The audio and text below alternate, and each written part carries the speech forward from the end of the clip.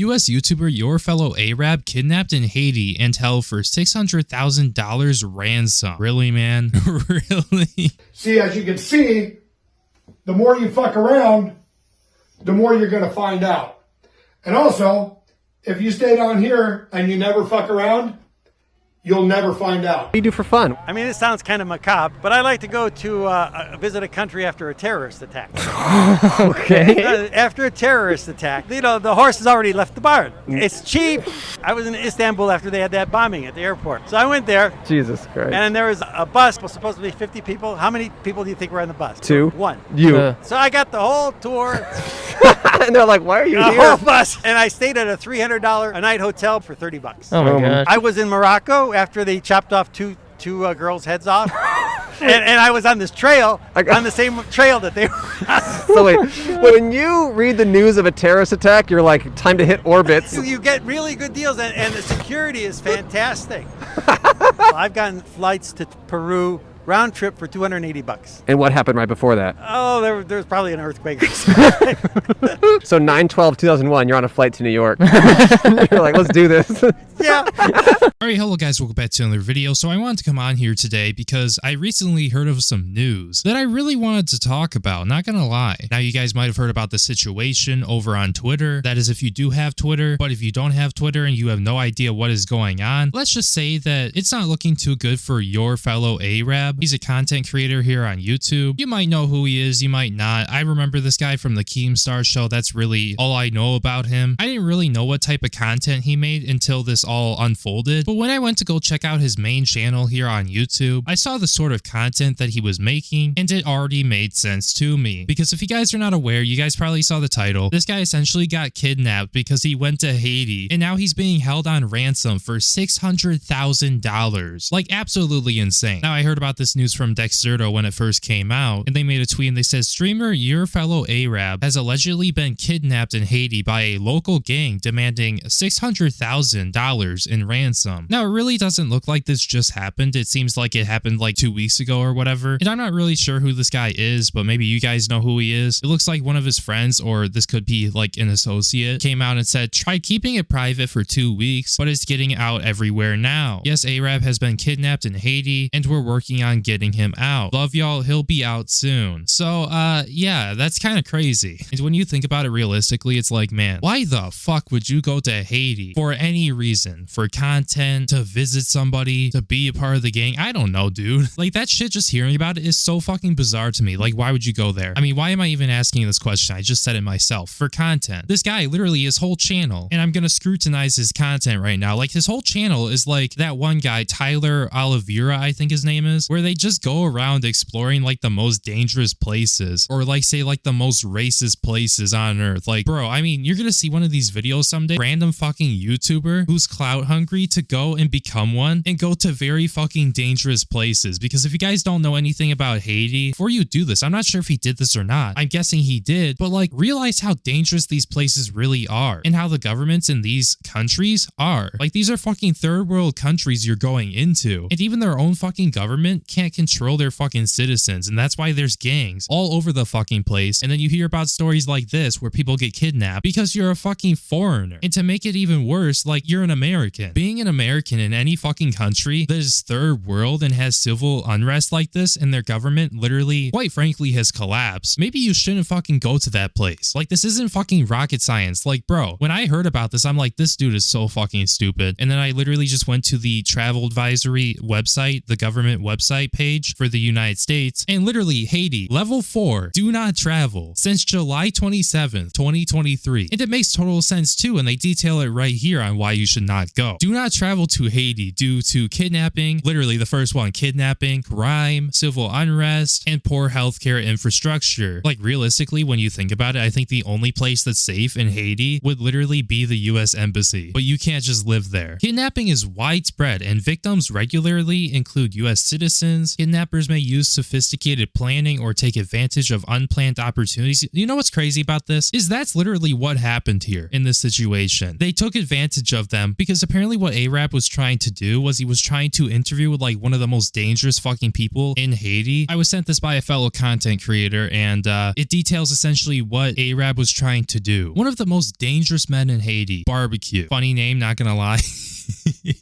Has apparently captured streamer YourFellowArab and is keeping him until a 600,000 ransom fee is paid. Like, bro, I'm sorry. Bro literally got kidnapped by a guy named Barbecue. You gotta be fucking kidding me. Easily could have been avoided too. According to them, Adison was on his way back from Cape Haiti with his Haitian colleague, Sacre-Chan. Adison went to Delima 6 to conduct an interview with Jimmy, I fucking suck with names, aka Barbecue. However, Landmo 100 Joe, I'm really butchering shit, a member of the same criminal group as Barbecue, seized the pair and is now demanding a ransom of $600,000 USD. 100% could have been avoidable. Like, they'll literally do anything for content. It's insane though. They'll fucking risk their lives. They'll fucking say things like this. Going on another one of those trips, if I die, thanks for watching what I put out. If I live, all glory to God. So yeah, essentially this guy's just like, yeah, whatever. If I fucking die, thank you guys so much for watching the content that I put out. Because I literally would throw away my life just to make fucking YouTube videos, dude. To fucking go to places like fucking Haiti, try to get an interview with one of the most dangerous fucking people in Haiti. And you want to know the funny part about this is that he literally predicted this happening. Here's a video of that. So we actually cannot leave to Port-au-Prince until the morning because it's already 6 p.m. and if we leave right now, we'll get there while it's dark. It's about a 6-hour road trip. We'll get there while it's dark, and that place is completely run by gangs. So you don't want to be dealing with the gangs, even though we have safe passage, we're already approved. All it takes is one stupid gang member holding an AK-47 for one thing to go wrong. So we're not taking that risk at night. We're going to be leaving at 3 in the morning. I just really wanted to show you guys the view from this hotel. We're the only people in this entire hotel. Everybody else is workers, employees, etc. because no one's allowed in the fucking country. So there's no tourists here, okay, other than those Royal Caribbean guys. But I have the entire hotel to myself. Look at that view, man. You got the mountain range. You got the sun setting. Okay, you have entire Cap Haitian over here. And we've got a pool, which I wasn't going to take advantage of, but how many times in your life are you the only person in an entire hotel because the country's completely shut down, no one should be coming in, and you're just a retarded YouTuber? I feel like we gotta take advantage of the pool. Well, at least he's self-aware. He is pretty retarded for doing this, if you ask me. And now look at the predicament that he has gotten himself into. Like, how did this guy even get this idea? Like, who planted this inside of his head and is just like, yeah, let's go to Haiti and meet the, like, most dangerous fucking person there. Let alone that, like, it's not like the government can do anything to stop these guys, like, stop the gangs, because their government has literally fallen. Like, if the country doesn't have a fucking government and they just have fucking gangs running the streets and stuff like that, you have to worry about being kidnapped, R-worded, being shot, being robbed, being carjacked, and just so much fucking more. Like, bro, I mean, it literally details it here in the travel advisory. And either he just didn't look at this or he just didn't fucking care. And he's like, yeah, I gotta go get the content. Really wouldn't be surprised if it's the second one. I gotta go get the content because these guys are literally fucking risking their lives for this content. It's insane. I mean, I gotta respect the dedication. I really do. Just kidding.